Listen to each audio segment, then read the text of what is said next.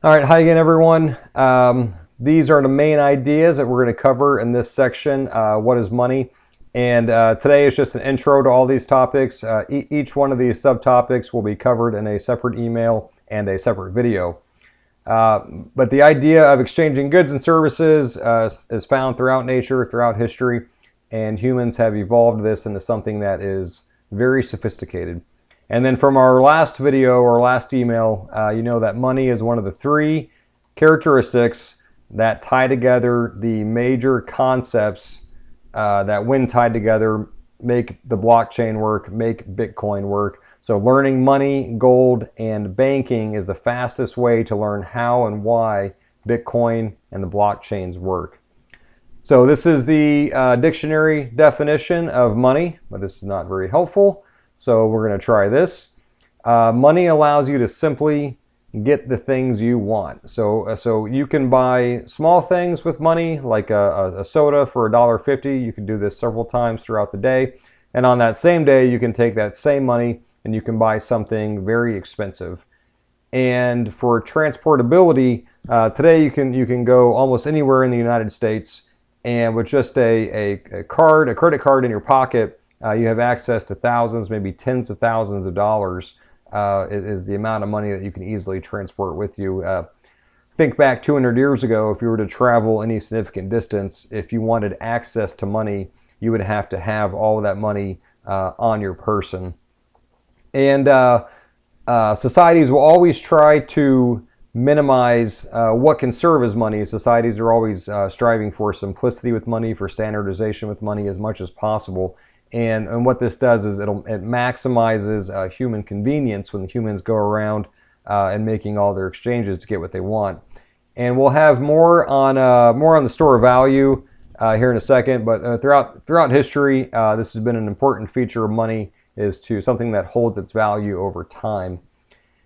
And the idea of making an exchange to get what you need is integral throughout nature and history. So not too long ago, for humans, we lived in austere conditions, and if you had a cold night to get through, or a situation where you might not have had enough food, if you weren't able to get what you needed for those situations, you could die. Like, the consequences were very severe. So exchanges served a critical function to make sure humans had what they need. And then in nature, there's all types of these crazy examples of these symbiotic exchanges where you have two animals that would be seemingly not compatible helping each other. So in this case, you have a plover bird, and he is eating the old meat in between the crocodile's teeth, and this plover bird is getting a meal so he can survive. And crocodile is getting his teeth clean so he doesn't lose his teeth. So the crocodile is going to survive also. And there's also relationships between warthogs and mongooses, between tarantulas and frogs. These things are all over the place. And these animals are acting selfishly in their own best interest, but they're also helping the other animal get what they need. High-level evolution of money, starting off on the left with these mediums of exchanges, is wheat, cattle, salt, and then money advanced to coins, and then to paper money.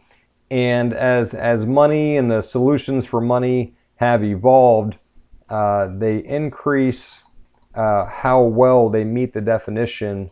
They meet these aspects of money. Money has evolved to be more divisible, easier to transport, easier for society to accept it and to adopt it and use it as a standardized tool. The one topic that has not followed the same trend is the store of value, and we're going to get into this when we talk gold and banking. But in short, governments or central authorities or third parties, other individuals, have been able to find ways to use money as a tool and find ways to increase the supply of money, which decreases the store of value function over time of certain types of monies. And there's also a topic with money that doesn't get the normal amount of attention, but credit and debt are equally important to the history of money, as is barter. And the need for solutions to credit and debt coincided really with the need for money in the first place. And so thousands and thousands of years ago, when we first had humans making exchanges with one another, someone would need to borrow a tool, or someone would need to live on someone else's land, and then in return for that, there would be a promise to pay that person in the future with labor or some kind of payment with a medium of exchange. And there was a need for a very accurate way to measure that and to make that payment. So this problem, in addition to the difficulty of barter, propelled the use of mediums of exchanges. And then back to the store of value function of money. Throughout history, the store of value has been a key aspect to what types of monies survive. And to the users, this has historically been the most important function. When you have a money, you have the confidence that when you go to spend it, it could be well into the future, it's going to be the same value as when you got it. And we're going to cover several historical examples where money lost this feature of store of value, and then society discarded that type of money and adopted something else. And to talk about changes in money and how often money has changed throughout history is kind of in contrast to what we have now with the US dollar, because the United States has been using the dollar for a long time. But if you trace the topic throughout history, the idea of money as a solution, as an invention, it's constantly changing. Old monies go away, new monies come. The idea of money really is a living creature. And I'm looking forward to talking all about it. So that's all for now. And in the next video, we'll cover money's origins and nature. All right, talk soon.